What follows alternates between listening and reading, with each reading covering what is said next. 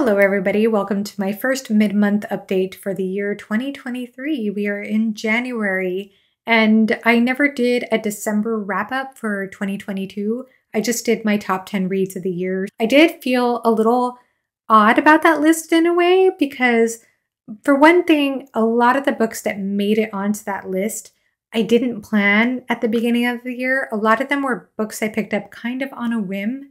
And so it was interesting to see how those made their way onto my list. And it was interesting because I consider my channel to be more of a fantasy-focused channel. Fantasy is my favorite genre.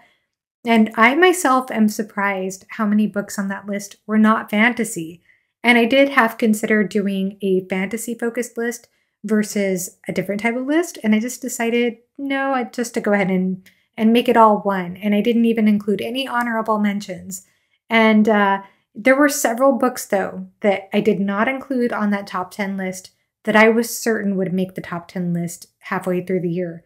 Just certain. So it was a bit of a surprise for me, honestly. I just had fun with it and went with it. And, you know, I might change my mind later and rank things differently. I just feel like, as I said in that video, I think that there's the journey of reading a book when you're reading it, but there's also a whole other journey that happens after you finish a book and you process your thoughts and feelings about a book more. But anyway, it was an amazing time to just bring thoughts together. I enjoy, again, those type of videos. I guess I'll just go ahead and talk about what I've been reading recently. I did finish The Thousandfold Thought at the end of December, and I actually did a Prince of Nothing review, spoiler-free if you want to watch it. Since then, since the beginning of this month, I've actually been reading Game of Thrones on here.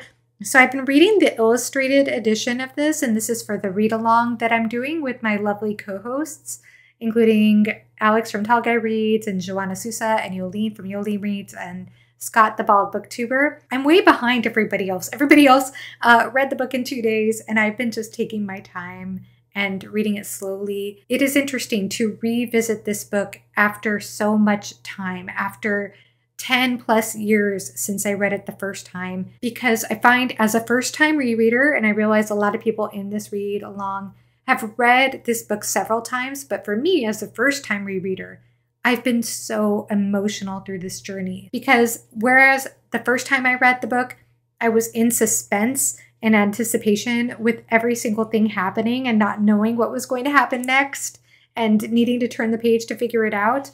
This time, as I'm rereading the book, I know what's going to happen. And so it's making me so emotional, everything. And then seeing the foreshadowing left and right.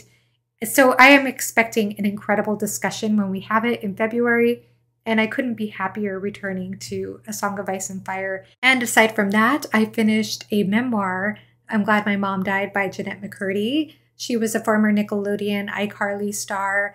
And she was the victim of abuse from her mother. Her mother basically trained her to have anorexia from a very young age. And her mother did this to stunt Jeanette's growth so that Jeanette would stay very tiny, very small in her body, be very controlled by everything she ate and how she looked, so she could get cast in younger roles. Her mother thought this would be better for her career, didn't seem to see any problem with this, and it's devastating to learn about the horrific mental, verbal, emotional, physical abuse that Jeanette endured during all that time growing up.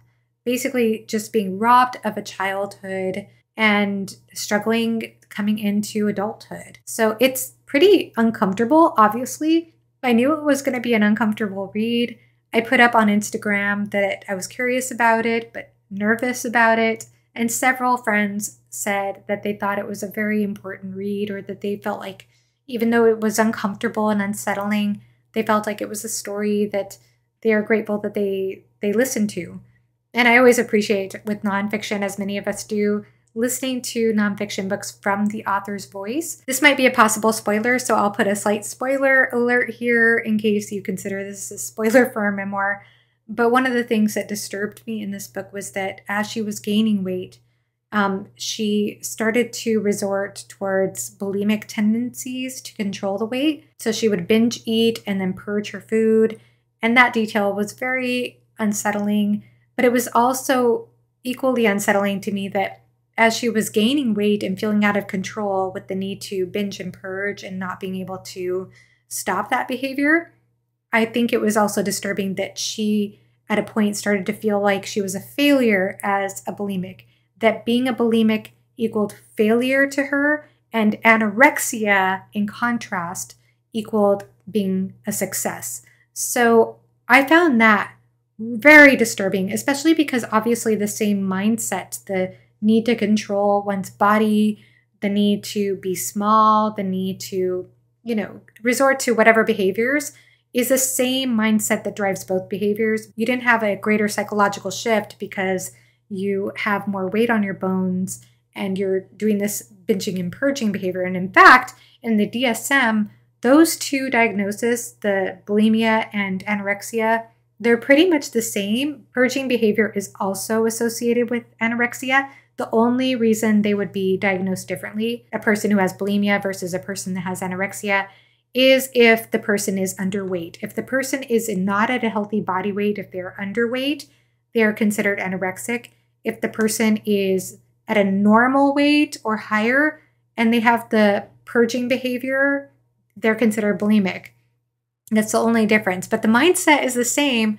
I understand that those two different diagnoses mean that the person would be treated differently, perhaps, but I'm not an expert on this type of thing. I don't know why. That just really disturbed me. It was a tough thing to listen to, and at the same time, it was something that I just felt compelled to listen to for whatever reason. I don't know why. My next read this month will be Shogun, and you can probably see that on the shelf over there. My Shogun. Sorry if I'm moving the camera too much. And I did put up a new shelf, as you could see as well. I had that in storage, but after Christmas, I realized I have a few books extra that I need to get shelved. So I'll be starting Shogun next, and that's part of a wonderful read-along, along with Alan from the Library of Alexandria, and Alex from Tall Guy Reads, and Theo from Rekindled Reader, and some other people. So I'm looking forward to discussing that book, or the beginning of that book. We're reading it in sections from month to month. And I'm very much excited about that because I have not heard a single negative thing about Shogun. If you're somebody who has read Shogun and didn't like it or just thought it was mid, please let me know in the comment section below because I haven't heard a single person say that.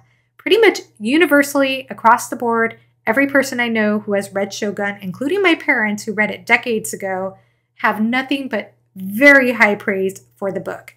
So yes, I did get that sexy Shogun edition, which I understand is faux leather, and it does seem like it's paper, the cover. But I'm very excited about it. I love it. I think it's beautiful. It's perfect. I love it.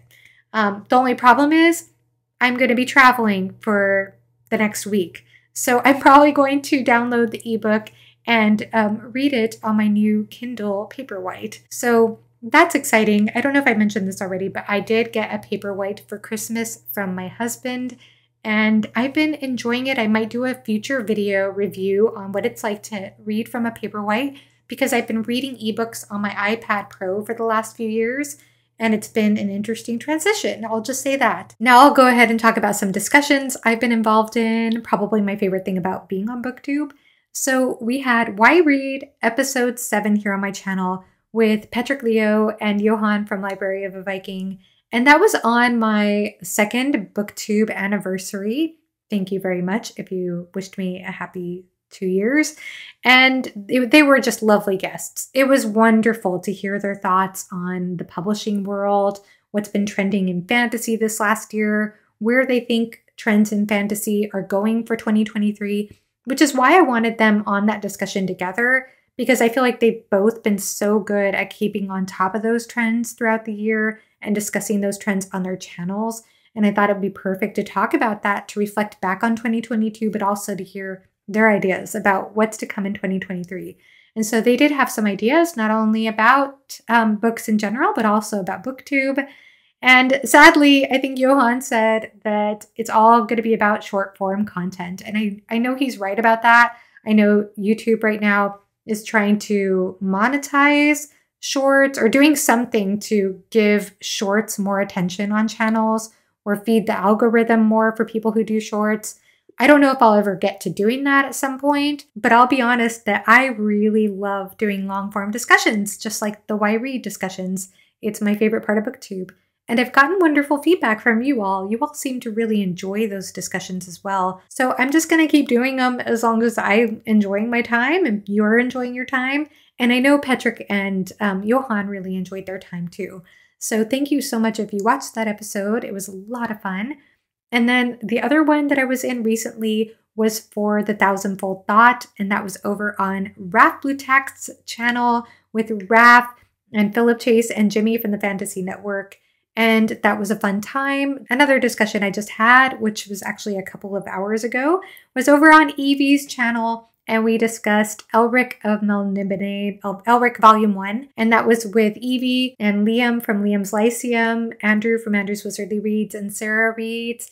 And it was a very lively discussion. I think that there were some differences of opinions about certain things. That was the other book. Actually, that was the last book that I finished in 2022, was the whole Elric saga bind up. Last discussion to mention is over on Archer's World of Literature.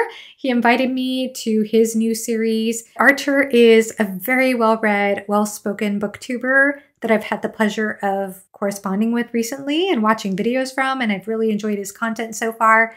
And I enjoy, of course, these anything goes type of discussions. Other things I've been into, I just finished out my journal for 2022, and this is just packed with notes. And I just started getting into my bullet journal for 2023. This is one I bought from Archer and Olive.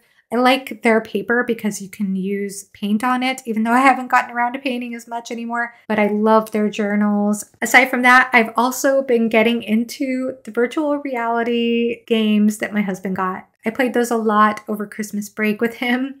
I did this like virtual reality boxing thing, but there have been other cool things that you could do on virtual reality. I'll try to insert some footage. So that's been so fun, just super cool. And the other thing I've been getting into, I know this is kind of trendy right now, the AI chatbots and things like that, but I've actually been getting into an AI art generator. It's through my husband's account, actually. I've been playing with that. And that was actually how I created the thumbnail art for Stoner and Augustus, that review I did. And it was also how I generated the demonic creature in the thumbnail for my Prince of Nothing review. And for that, it was really cool because I literally put in the exact text from Baker's Thousandfold Thought that described said creature, and that was what it generated. And I thought it was perfect. So I've been having fun with that. I've just been kind of going crazy with that thing.